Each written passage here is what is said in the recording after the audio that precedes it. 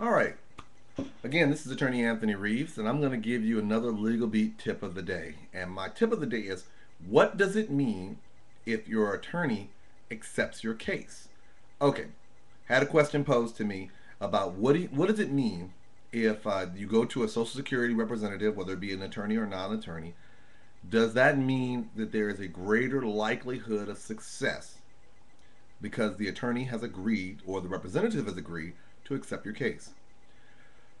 That's a hard question. Let me tell you why it's hard. But before I tell you why it's hard, let me kind of tell you the process that happens between you coming in the door and them talking to you and them deciding to take your case. Okay. Every company or firm, it works a little differently. But typically what they do is they're going to probably screen the case, meaning if you call in, they're going to get some basic information from you. It's usually paralegal or receptionist to find out whether they can even help you at all. Meaning, for instance, if you're calling in and you are on retirement benefits and you're wondering, can you get Social Security? Or maybe you're coming in because you have a $15,000 overpayment, things like that.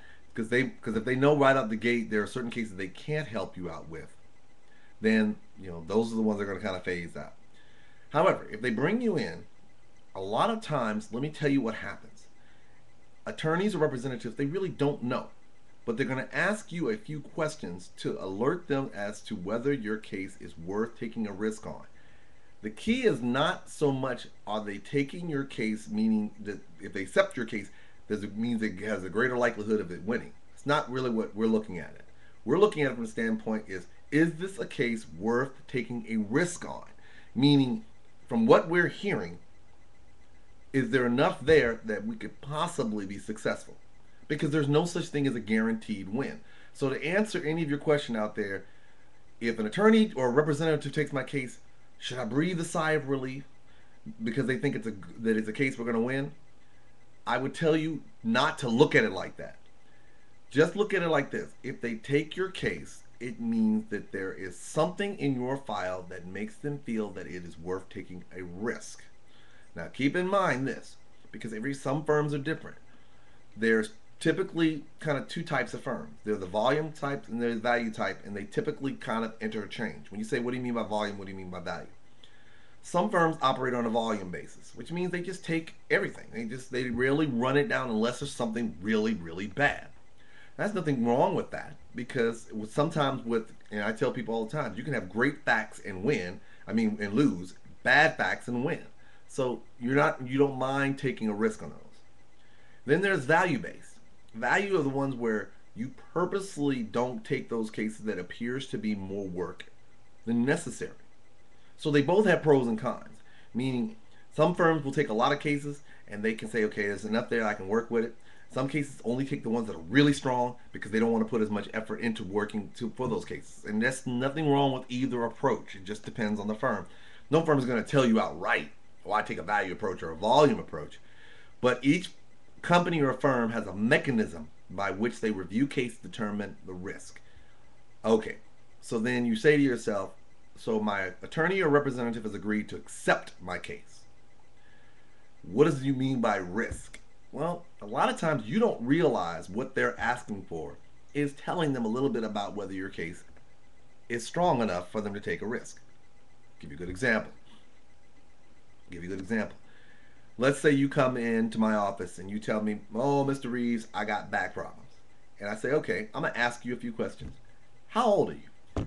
If you tell me, oh, I'm 55, you've caught my attention. Why? Because you're older and the Social Security regs over the age of 50 is a little bit more favorable to you. I'm going to say, okay, how far did you go in school? Well, I didn't graduate. I dropped out in the ninth grade. Caught my attention again. Why? Because under the regulations, the less education you have, the more favorable it is towards your case. I ain't telling you to drop out of school, but as it relates to your case, that's going to catch my attention as well. Then I'm going to ask you about the kind of work you've done. And you say, well, all I've done is labor work. That's also going to catch my attention because those are kind of work skills, jobs that don't have very many skills associated with them. So I don't have to worry about those skills transferring to other jobs. Then I'm going to ask you about your medicals, which really is going to tell me if it's worth taking a risk. What do you mean? Well, let's say I ask you what medication you're taking. And you say, well, I'm taking hydrocodone and Percocet. Those are narcotic pain medications, which means you're in moderate to severe pain. That's going to catch my attention. Well, what if you say I'm taking over the counter like Tylenol and Advil? That's going to tell me you're in pain, but unless you can give me a reason why you're not taking anything more severe, that's also going to let me know that maybe your pain is not as severe as you say it is. Not saying it's not, but it might be. Then I'm going to ask you, well, what doctor are you going to see? Well, I'm going to an orthopedic doctor and pain management. Again, that lets me know you're in a serious condition. But then you say, I'm going to my internal doctor, I go to him or her once a year. Probably not going to catch my attention a whole lot. Now, remember, I'm as a representative, whether it be its attorney or non-attorney, we're not looking for a slam dunk. Some attorneys are, some reps are, but generally most are not. We're looking at, can you give me enough information about your case that it's worth the risk to explore whether your case is more significant or not. Here's one other thing you need to know. It's all about risk. I have had cases that seem like they were awesome, because this is another question that comes up when people say, if they take my case, does that mean they can drop it later? As representatives, we are not bound to have to keep your case. Now, we can't jump out to your detriment. Like, I can't wait the day before a hearing and say, I decided I'm just not going to go to my number love for you, holla. And, I'm not going to do that. That's not going to happen. A lot of you, especially for your attorneys, because ethically we can't do that. But think of it like this. Sometimes people's cases get stronger over time. Sometimes they get weaker. I'll give you a same example. Let's say, for instance, that example, the person's taking hydrocodone, they're going to orthopedics, they're in their 50s. I'm like, oh, wonderful. But then when I get the medical records, I find out that the last time they went to an orthopedic doctor was 2 years ago.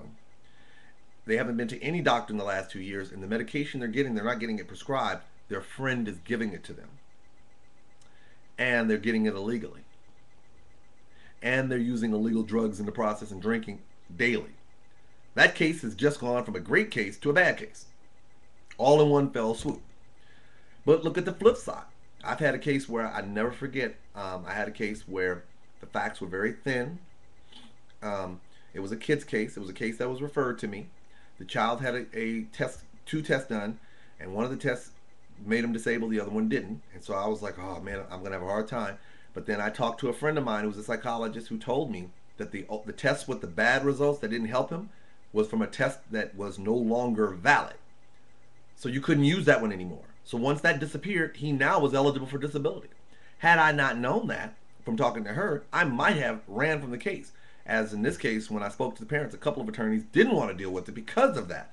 But it just so happened I was fortunate enough to know someone who could tell me that that was a bad exam. I didn't know that. I would have done the same thing too. This may be a long-winded response, but ultimately this. When representatives are deciding whether to take your case, they're looking at your case and they're saying, is it worth the risk?